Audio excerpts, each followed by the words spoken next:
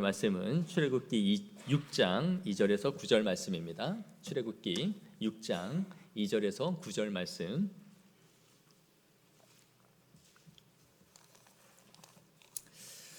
출애굽기 6장 2절에서 9절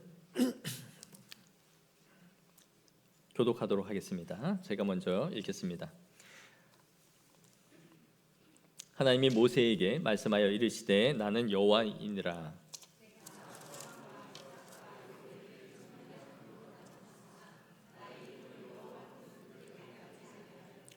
가나안 땅 곧 그들이 거류하는 땅을 그들에게 주기로 그들과 언약하였더니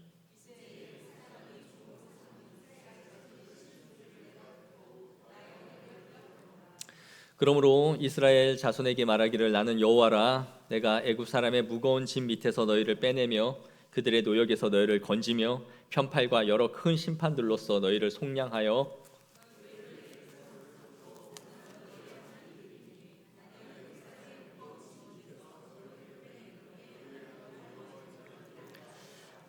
내가 아브라함과 이삭과 야곱에게 주기로 맹세한 땅으로 너희를 인도하고 그 땅을 너희에게 주어 기업으로 삼게 하리라. 나는 여호와라 하셨다라.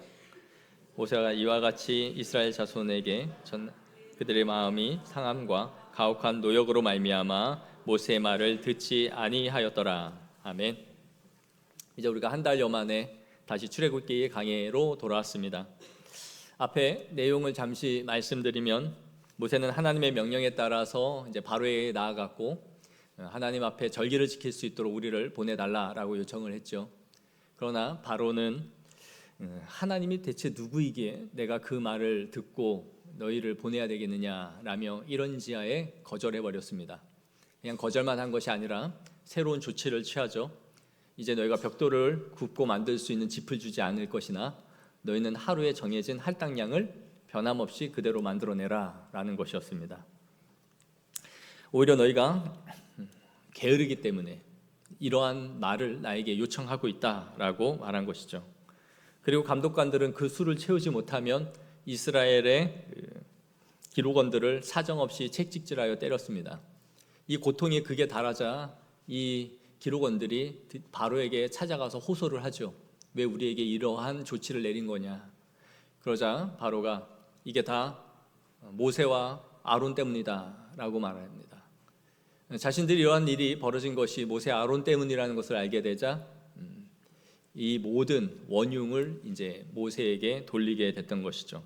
바로는 이스라엘과 이 지도자 사이를 이간질하는 제대로 된 이 전략을 썼고 이것이 그대로 적중을 했습니다. 모세는 가뜩이나 이제 소심한 사람이었는데 모든 비난의 화살이 이제 자신에게 쏟아질 뿐만 아니라 자신으로 인해서 이스라엘 백성들이 고통을 받는 것을 알게 되자 그 고통을 심정을 이제 견딜 수 없어서 하나님 앞에 나아가 토로하기 시작합니다. 하나님 도대체 왜 나를 보내셨습니까? 그리고 그 결과가 오히려 더 큰 학대로 이렇게 돌아오고 있는 이 고통을 왜 나에게 보게 하십니까? 내가 안 간다 하지 않았습니까? 그렇게 하나님 앞에 말하는 거죠. 그러자 하나님께서 이제 오늘 본문 2절에 이렇게 말씀하시는 거예요. 하나님이 모세에게 말씀하여 이르시되 나는 여호와이니라. 내가 누구다라고 말씀하는 것은 이 고대 문화에서 왕이 사용하는 형식이에요. 내가 누군지 아냐? 나 여호와야. 이렇게 말씀하는 거죠. 자신의 존재를 드러내는 표현입니다. 그러면서 3절에 내가 아브라함과 이삭과 야곱에게 전능의 하나님으로 나타났으나 나의 이름을 여호와로는 그들에게 알리지 아니하였고 이전에 전능하신 하나님으로는 너희에게 보였지만 여호와로는 너희에게 나타나지 않았다. 그런데 하나님이 이전에 여호와로 알리지 않으신 것이 아니에요. 12장 창세기 12장 8절을 보시면 여호와께 제단을 쌓고 여호와의 이름을 부르더니 아브라함이 여호와께 제단을 쌓았고 그 여호와의 이름을 불렀다라고 말하고 있죠. 또 창세기 15장 7절을 보시면 또 그들에게 이르시되 나는 이 땅을 내게 주어 소유를 삼게 하려고 너를 갈대아인의 우르에서 이끌어낸 여호와라. 자신의 여호와 이름을 분명히 가르쳐 주신 겁니다. 아브라함 때부터 여호와의 이름을 불렀고 알고 있었던 거죠. 그런데 이게 무슨 말입니까? 여호와로는 너희에게 알리지 아니하였다. 이 여호와라는 이름은 언약과 관계된 이름이라고 말씀을 드렸어요. 즉 아브라함과 이삭과 야곱은 하나님의 언약은 받았지만 그 언약이 성취되는 것은 알리지 않았다라는 거죠. 약속은 받았지만 그 약속이 성취되는 것을 경험하지는 못했다. 그런데 이제 나는 너를 여호와로 알려주겠다. 이 약속이 너희에게 어떻게 이루어져 가는지를 이제부터 보여주겠다, 그런 의미예요. 그래서 너희를 특별한 관계, 특별한 존재로 이제 하나님을 경험할 수 있도록 여호와로 알려줄게 라고 말씀을 하시는 거죠. 그러면 이 특별한 관계를 맺으시는 것을 어떻게 맺어갈 것인지를 구체적으로 말씀해 주는 것이 6절에서 8절 말씀입니다. 우리 다 같이 한번 읽어보겠습니다. 그러므로 시작. 그러므로 이스라엘 자손에게 말하기를 나는 여호와라. 내가 애굽 사람의 무거운 짐 밑에서 너희를 빼내며 그들의 노역에서 너희를 건지며 편팔과 여러 큰 심판들로서 너희를 속량하여 너희를 내 백성으로 삼고 나는 너희의 애굽 사람의 무거운 짐 밑에서 너희를 빼낸 너희 하나님 여호와인 줄을 너희가 알지라. 내가 아브라함과 이삭과 야곱에게 주기로 맹세한 땅으로 너희를 인도하고 그 땅을 너희에게 주어 기업을 삼게 하리라. 나는 여호와라 하셨다 하라. 아멘. 어떻게 여호와로 알릴 것인지를 지금 7가지로 구체적으로 말씀해 주고 있어요. 첫째, 내가 빼내겠다. 둘째, 건져내겠다. 셋째, 속량하겠다. 넷째, 내 백성으로 삼겠다. 다섯째, 너희의 하나님이 되겠다. 여섯째, 너희를 약속의 땅으로 인도하겠다. 일곱째, 그리고 기업으로 주겠다. 그러니까 아브라함과 이삭과 야곱에게 주신 모든 약속들을 지금 종합적으로 다 묶어서 너희에게 이제 성취시키겠다, 그렇게 말씀하시는 거예요. 너희 조상들은 이 약속은 받았고 그것을 바라보기만 했지 성취되는 것은 보지 못했지. 그런데 아니야. 이제 너희는 그 약속이 어떻게 성취되어져 가는지를 내가 보여줄게. 그게 바로 여호와라라고 말씀하시는 거예요. 그리고 여기에 사용된 모든 이 히브리어의 주어는 1인칭입니다. 내가 하겠다라는 거예요. 그러니까 하나님이 주도적으로 여호와 하나님이시라는 것을 너희에게 강력하게 보여주겠다라고 말씀해 주고 있는 거죠. 그러므로 우리가 여기에서 우리에게 적용해야 할 교훈이 있습니다. 이전에 우리가 알고 있는 하나님, 말씀 속에 있는 하나님으로 우리가 하나님을 가두어 두어서는 안 돼요. 우리가 하나님을 몰랐습니까? 여호와라는 그 이름을 모르는 게 아니죠. 그 이름을 우리는 다 알고 있습니다. 그러나 우리는 2000년 전에 이스라엘에게 역사하신 그 전능하신 하나님, 아브라함에게 역사하시고 나타나신 하나님, 이사야의 하나님, 예레미야의 하나님, 다윗의 하나님으로만 그 하나님을 알고 있는 거예요. 그 하나님을 그 안에만, 성경 안에 가두어두지 마십시오. 이전에 경험한 그 하나님으로 만족하고 이 자리에 머물러 있어서는 안 됩니다. 우리는 항상 하나님을 현재적으로 경험해야 돼요. 우리에게 일하시고 우리에게 역사하시는 하나님을 우리가 이 시대 가운데 경험하지 못하면 그 하나님은 항상 화석화되어 있는 하나님이에요. 고대 박물관에 가면 2000년 전 유물, 그렇게 전시된 하나님으로 우리가 아는 거예요. 그러나 하나님은 여호와로 우리에게 지금 말씀하시고 이루어 가시는 하나님임을 경험해야 될 줄 믿습니다. 이스라엘의 여호와라는 이름은 아브라함 때부터 알고 있었지만 이제 그들은 하나님을 경험해야 하는 거예요. 우리는 날마다 하나님을 새롭게 알아가야 되고 그 하나님을 경험해야 되고 그러기를 구해야 됩니다. 우리의 삶 가운데 하나님이 어떻게 말씀을 이루시고 우리에게 주신 약속을 성취해 가시는지를 볼 수 있어야 돼요. 왜 우리가 그 하나님을 경험해야 됩니까? 그 이유가 7절에 말해주고 있어요. 너희를 내 백성으로 삼고 나는 너희의 하나님이 되리니. 하나님이 우리의 하나님이 되고 우리는 그의 백성이 되고자 하는 것, 이것이 하나님의 목적인 거예요. 즉 이게 뭐냐? 소유예요. 소유. 하나님은 나의 소유가 되고 너희는 내 소유가 되기를 원한다. 그래서 나는 너희만의 하나님이 될 것이고 너희는 내 백성이 되면 좋겠어. 이게 하나님이 하나님으로서 자신을 여호와로 가르치시고 보이시겠다라는 이유인 거예요. 그러니까 우리가 하나님을 현재적으로 날마다 경험하지 않으면 그 하나님은 우리의 하나님이 안 돼요. 뜬구름인 거죠. 금요 기도회 때 목자와 양의 비유로 말씀하는 것처럼 하나님이 우리의 이름을 알고 우리가 그의 음성을 듣는 관계예요. 매우 유대가 깊은 관계죠. 소유죠. 서로의 소유예요. 나는 하나님의 소유고 하나님은 나의 소유, 내 것. 그걸 만들겠다는 거예요. 너 내 거야. 이것이 하나님이 이스라엘에게 갖고 계시는 목적이고 우리를 부르시는 목적이에요. 너는 나와 특별한 관계다. 이것이 우리가 하나님을 경험해야 하는 이유입니다.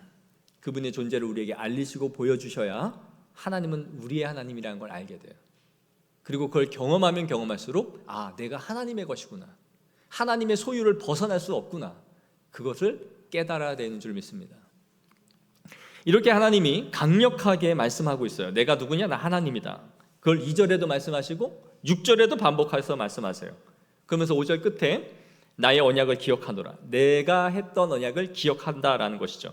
그러니 여호와로 그 언약을 성취해가는 하나님을 보여주겠다라는 것이에요. 그런데 이스라엘의 반응이 어떻습니까? 우리 9절을 한번 다 같이 읽을까요? 시작. 모세가 이와 같이 이스라엘 자손에게 전하나 그들의 마음의 상함과 가혹한 노역으로 말미암아 모세의 말을 듣지 아니하였더라. 아멘.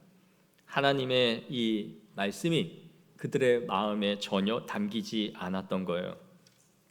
여기서 마음이 상하다라는 히브리어 단어는 많은 고통과 심리적인 압박으로 인해서 숨조차 쉴 수 없는 상태를 말해주는 단어예요.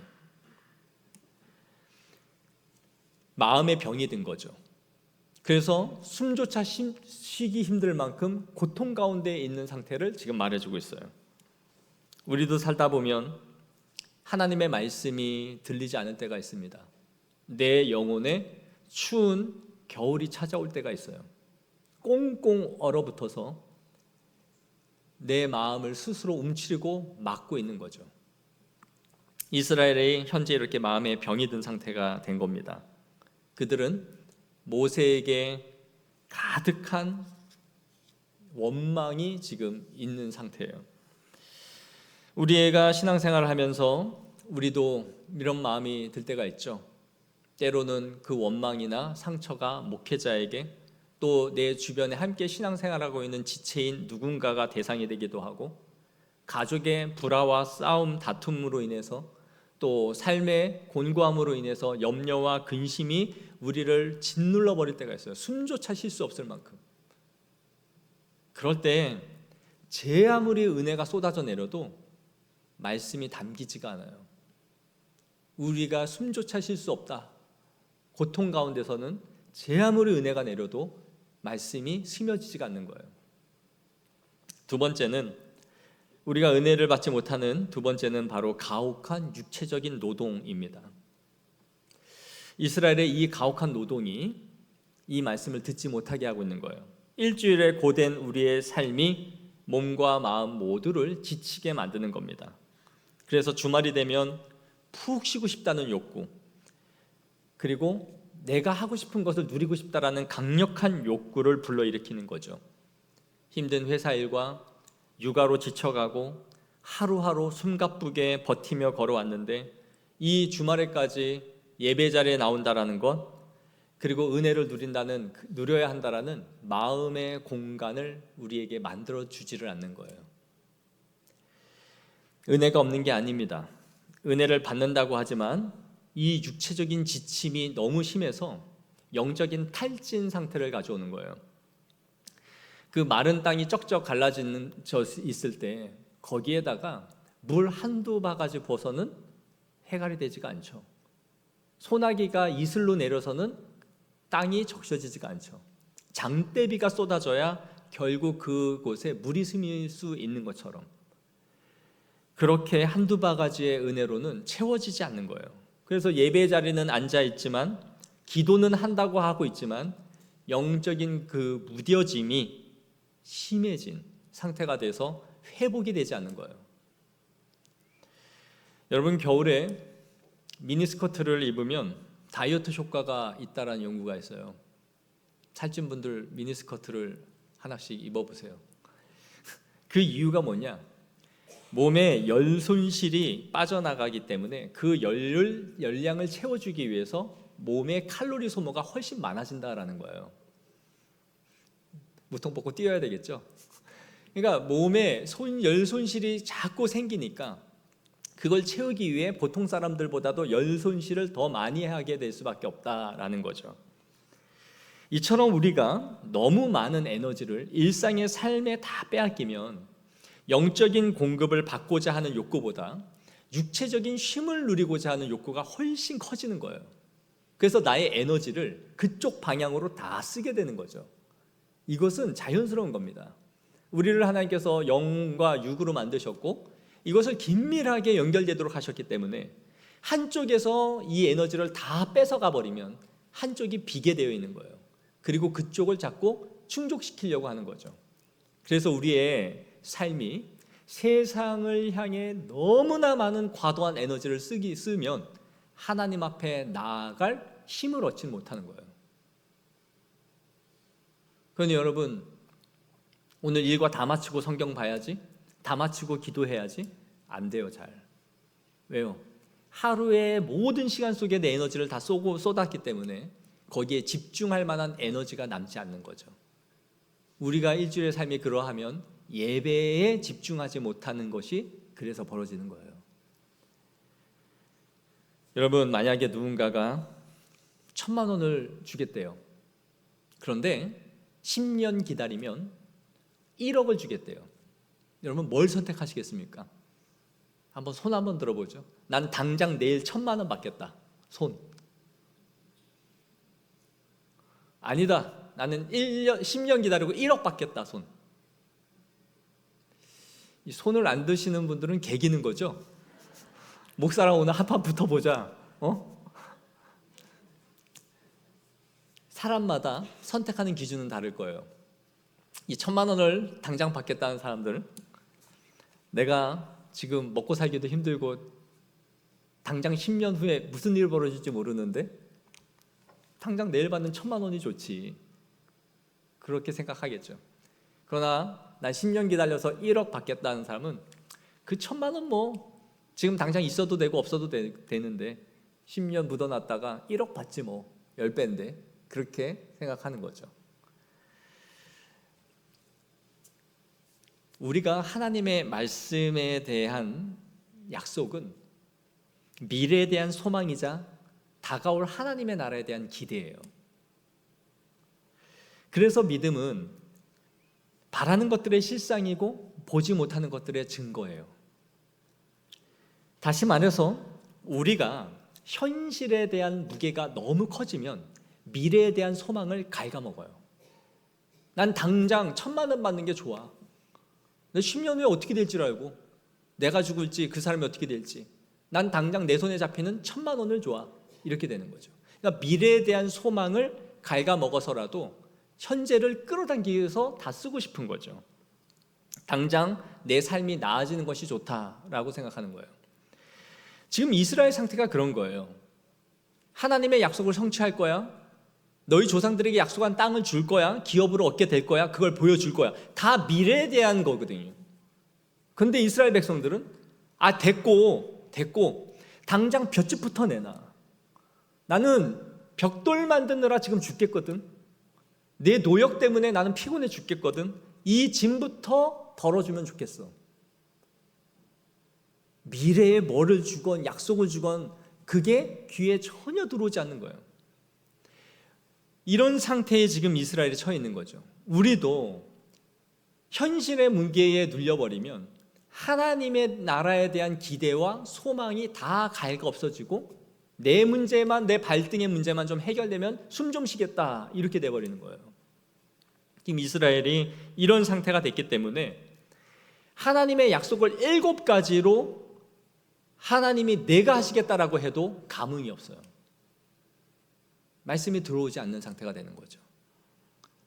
여러분, 이렇게 우리가 하나님의 말씀이 들리지 않을 때 그럼 우리는 어떻게 해야 될까요? 내 영혼에 겨울이 찾아왔을 때 우리는 어떻게 여기를 헤어나올 수 있을까요? 첫째, 먼저 나의 영혼의 굳어짐을 하나님께서 불쌍히 좀 여겨달라고 구하는 거예요. 우리 시편 119편 25절 한번 다 같이 읽겠습니다. 시작. 내 영혼이 주의 말씀대로 나를 살아나게 하소서. 아멘. 여러분, 이런 기도가 있어야 돼요. 하나님, 내 영혼이 죽어갑니다. 완전히 녹초 상태가 돼서 하나님을 바라볼 만한 기력이 없습니다. 예배 자리에 앉아있으나 은혜를 누리지 못합니다. 기도를 하지만 그 기도는 중언부언하는 기도요, 그냥 입에 발린 기도이지 내 심령 깊은 곳에서 끌어올려지는 기도가 나오지 않습니다. 주님 도와주옵소서.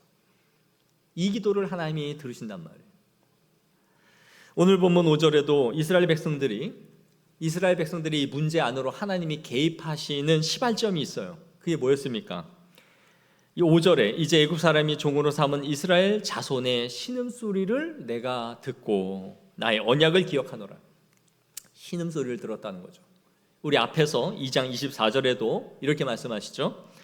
하나님이 그들의 고통소리를 들으시고 하나님이 아브라함과 이삭과 야곱에게 세운 그의 언약을 기억하사.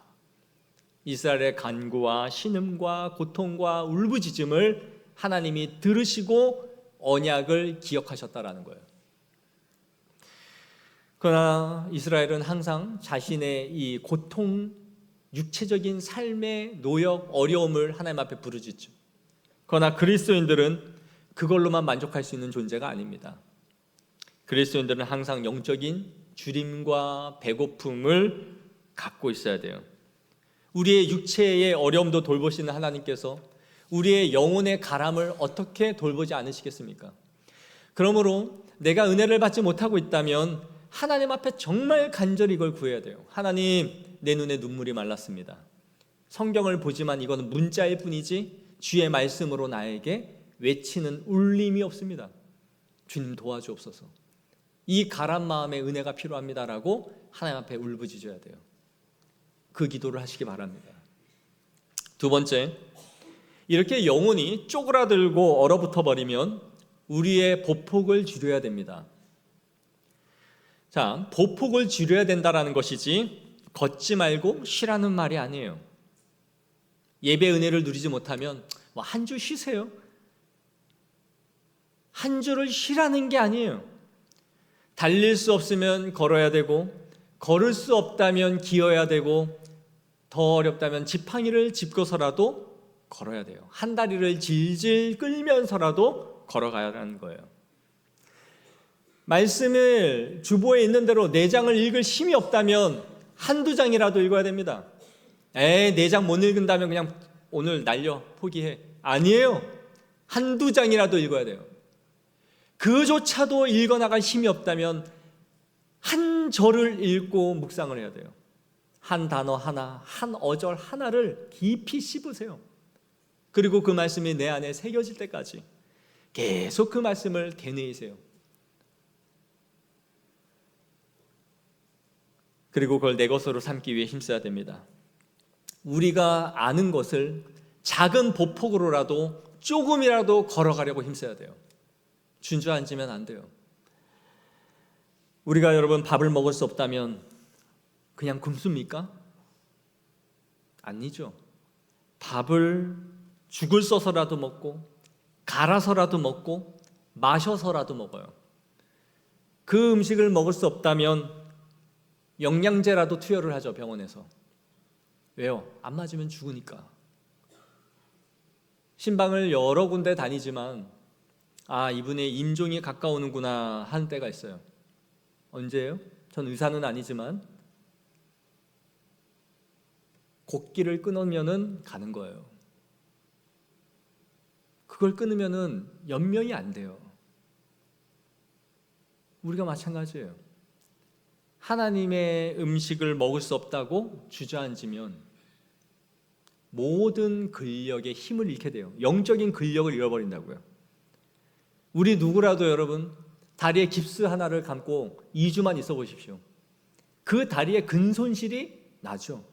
이쪽 다리는 편해요. 목발 짚고 다니니까 모든 힘을 다른 데서 다 써주니까. 그러나 풀고 나면 재활하는데 한 달이에요. 왜요? 근손실된 게 마른 장작같이 만들어버린다고요, 한 다리를. 그 다리를 정상인처럼 똑바로 걷기 위해서는 더 많은 시간이 드는 거예요. 그러니 우리가 걸을 힘이 없다고 눕고 드러누우면 근손실을, 영적인 근력을 잃게 되고, 근력을 잃으니 걸을 수가 없고, 그러니 더 걷기 싫어서 눕게 되고, 이 악순환의 고리가 계속 돌면서 신앙의 늪에서 헤어나지를 못하는 거예요. 기도는 점점 줄어들고 말씀은 내 삶이 없어지는 이 삶이 수년 수십 년이 되면 이거는 거의 괴사예요, 괴사. 그러므로 우리가 주저앉고 누우면 안 됩니다. 걸을 수 있는 보폭만큼 조금씩이라도 걸어서 늘려가야 됩니다. 셋째, 혼자 버티지 말고 공동체와 함께 해야 됩니다. 척하지 마세요. 은혜 받는 척, 기도하는 척, 말씀 보는 척, 잘 살고 있는 척 필요 없습니다. 우리가 나눌 때는 자신의 영적인 상태를 정직하게 말하고, 내가 은혜를 누리지 못한다면 그 상태를 말하십시오. 나 요즘 은혜 생활이 너무 힘들어요. 그리고 목원들이 함께 기도할 겁니다. 그리고 목회자에게 요청하면 목회자가 여러분의 믿음을 위해서 기도할 거예요. 혼자가 아니에요. 혼자서는 그런 상황을 버틸 수가 없어요. 겨울은 둘이 붙어 있어야 체온이 유지가 되는 거예요. 영적으로 병든 사람의 특징이 뭔지 아세요? 자꾸 혼자 있으려고 한다는 거예요.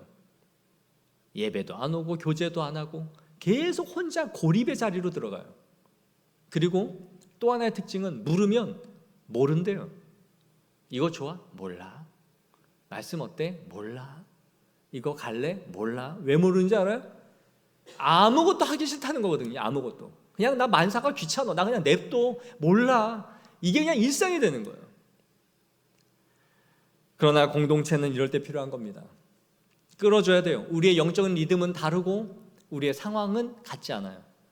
그래서 앞에 있는 사람이 누군가를 끌어올려 줄 수 있는 거예요. 그리고 때로는 그것이 반대가 되죠. 그래서 전도서 4장 9절 10절에 이렇게 말씀합니다. 함께 읽겠습니다. 시작.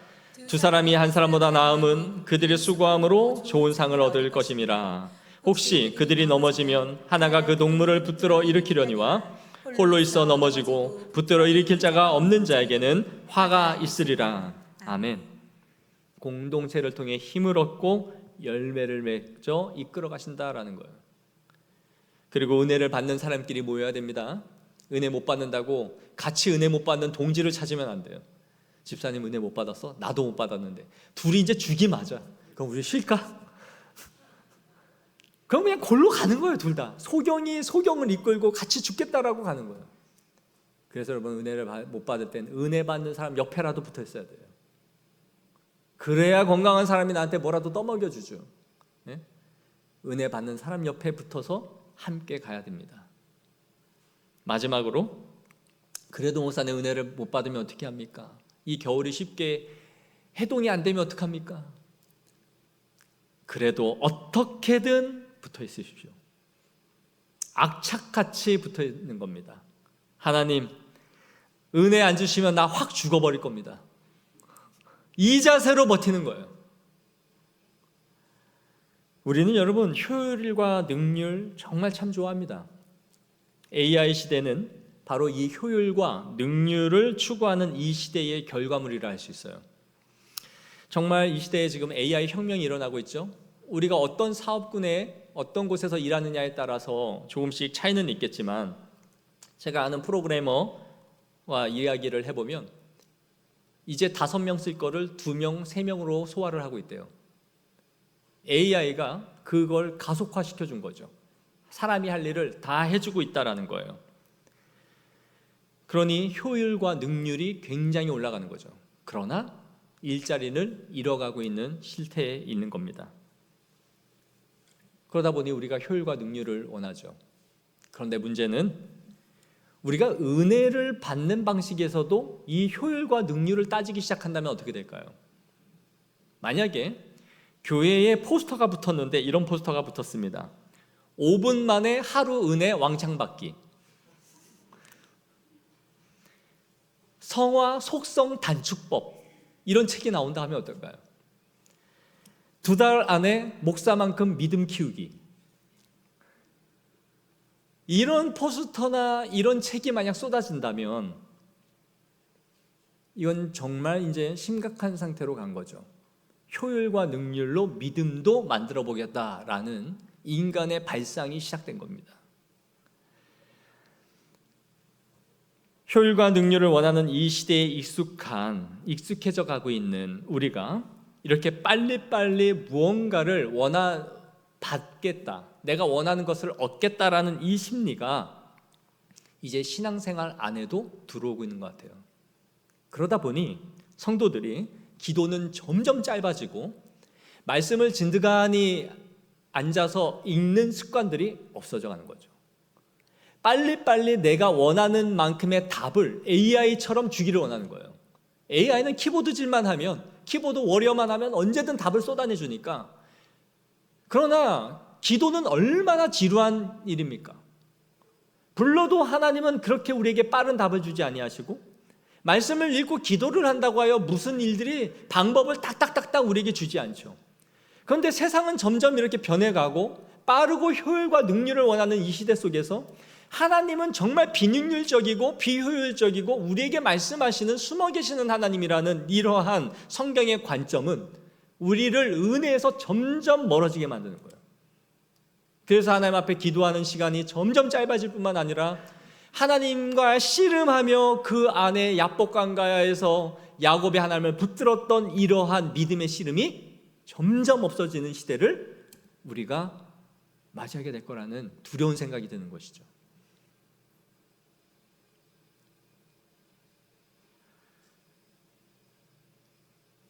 그러나 하나님이 우리가 정한 때에 원하는 시간에 은혜를 그렇게 주시지 않는다 해도 우리는 그 하나님을 악착같이 붙잡아야 됩니다. 하나님 다 빨리 이렇게 안 주십니까? 저 갈랍니다. 우리의 믿음의 선진들은 하나님을 기다리는 법을 너무나 잘 알고 있었어요.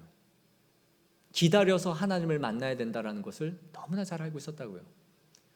그래서 시편 27편 14절에 이렇게 말합니다. 우리 다 같이 읽어볼까요? 시작.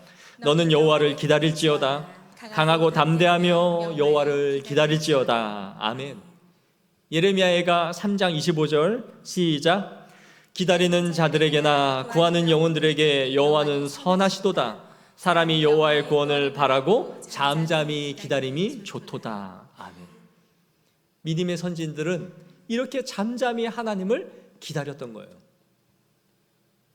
기다림에는 미학이 있습니다. 기다림은 아름다운 거예요. 신앙은 기다림이에요. 믿음을 바라고 기다렸던 아브라함의 믿음, 한나의 기도, 하나님의 언약을 기다린 믿음의 조상들. 믿음은 기다림이에요.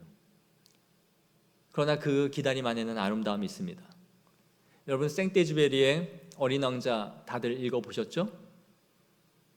읽어보신 줄 알고 이 책을 보면 유명한 대화가 나오죠. 어린 왕자와 사막 여우가 서로 이야기를 하기 시작해요. 사막 여우가 어린 왕자에게 이렇게 말합니다. 나는 네가 정해진 시간에 왔으면 좋겠어. 그러자 왜 그러냐 묻자 네가 4시에 온다라는 걸 알면 나는 3시부터 행복해질 거야. 너를 만날 수 있다라는 그 기대감에 나는 이미 3시 때부터 들뜨기 시작할 거야 라는 거죠. 얼마나 아름다운 표현입니까? 연인이 약속을 하고 서로 데이트를 잡을 때 오랜 시간을 기다릴 수 있거나 그 전날부터 즐거워지고 설레는 이유는 만날 수 있다라는 기대감 때문이죠. 하나님을 기다림이 우리에게 기쁨이 되어야 됩니다. 말씀과 기도 가운데 내가 원하는 때에 원하는 방식으로 그분이 드러나지 않으셔도 기다리는 자에게 반드시 은혜를 주시고 찾아오신다라는 그 설렘과 기대로 우리는 주님을 기다릴 수 있는 거예요. 그리고 그 주님을 만났을 때에 말할 수 없는 기쁨이 우리 가운데 생기는 겁니다. 말씀을 맺겠습니다. 오늘 이스라엘 백성들은 하나님의 말씀을 듣지 못해요. 그 이유를 마음이 상했고 그들의 노력으로 말미암아 지쳤기 때문이다 라고 말하죠. 그러나 하나님은 오늘 나는 여호와라 말해요. 너 내가 누군지 아냐? 언약을 성취하는 여호와다. 그리고 그 언약을 어떻게 성취할 것인지를 7가지로 강력하게 말씀하세요. 반드시 이룰 것이고 성취할 것이다 라는 것이죠. 그 언약을 이루시고 기억하시고 이끌어 가시는 분이 하나님이신 겁니다. 우리가 하나님을 붙드는 손보다 하나님이 우리를 붙잡는 손이 훨씬 더 강력하다는 걸 믿으시기 바랍니다. 이스라엘은 이러한 말을 들어도 아무 감흥이 없어요. 우리에게도 말씀이 들리지 않는 날이 있을 수 있고 영혼의 겨울이 찾아올 수 있습니다. 하지만 오늘 주신 이 방법처럼 말씀처럼 하나님을 기다리는 자에게 은혜를 주시는 줄을 믿습니다.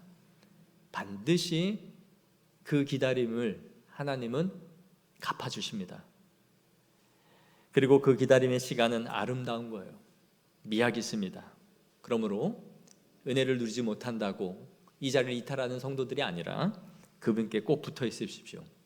그리고 함께 붙잡고 걸어가는 주님의 공동체, 교회가 되어지기를 소망합니다. 기도하겠습니다. 우리 시간 말씀 가지고 함께 기도하기를 원합니다. 기도할 때에 이렇게 기도합시다. 하나님, 우리에게 마르지 않는 은혜를 주옵소서. 영혼의 겨울이 찾아오지 않도록 날마다 따뜻한 은혜의 햇살을 나에게 부어 주옵소서. 또 기도할 때에 하나님 다시 일어설 수 있는 은혜와 힘을 주옵소서. 삶의 무게에 짓눌리지 않게 하옵시고 여호와의 기다림이 기쁨이 되게 하여 주옵소서. 우리 이 말씀 가지고 기도하겠습니다. 하나님 아버지, 우리의 인생 가운데 하나님 우리의 영혼에 마르지 않는 은혜를 주옵시기를 원합니다. 아버지, 한 주 한 주 우리의 살아가는 삶이 무겁고 지치고 그리하여 쓰러지고 낙심하고 낭망하여 아버지 내 마음이 얼어붙고 하나님의 은혜의 소나기가 쏟아져도 영혼의 겨울이 찾아온 우리의 심령에는 하나님의 은혜가 임하지 않을 것입니다. 그러므로 하나님 우리를 불쌍히 긍휼히 여겨 주옵소서. 메마른 영혼의 은혜를 불어주옵시고 영혼의 겨울이 찾아오지 않도록 날마다 5월의 햇살과 같이 봄비를 내려주시고 따뜻하게 하여 주시고 하나님의 진리에 대한 우리의 기대와 가슴 벅찬 은혜를 주시옵소서. 또한 아버지, 우리가 지쳐있다면 다시 일어설 수 있는 은혜와 힘을 공급하여 주옵소서. 하늘로부터 내려주시는 하나님의 풍성한 은혜를 내려주사 우리의 영혼의 잠을 깨워주시고 죽은 영혼이 살아나게 하옵소서. 삶의 무게에 눌리지 않게 하옵시며 아버지 하나님을 기다리며 여호와를 기다림이 우리의 기쁨이 되고 우리의 생수, 우리의 영생을 주시는 하나님의 은혜를 우리가 누리며 살아갈 수 있도록 하나님이 역사하여 주시옵소서. 진리로 우리를 풍성케 하옵시고 주관하옵소서. 하나님 아버지, 우리의 마음의 상처와 또 인생의 눌림과 무게로 인하여 우리가 고통받고 있습니까? 우리의 영혼의 추운 겨울이 찾아왔습니까? 그리하여 하나님의 은혜가 스미지 않는 그러한 마음이 되었습니까? 주여, 우리를 불쌍히 여겨 주옵소서. 이러한 겨울이 우리에게 찾아오지 않도록 5월의 쌀과 같이 봄의 봄비와 같이 우리의 영혼을 적셔주시고 따뜻한 햇살을 비추어 주시옵소서. 그리하여 하나님 우리가 은혜에서 이탈하지 않게 하여 주시고 날마다 새롭게 찾아오시는 우리의 삶의 여호와 하나님, 매일같이 새로운 현재의 하나님을 경험할 수 있는 은혜를 내리워 주옵소서.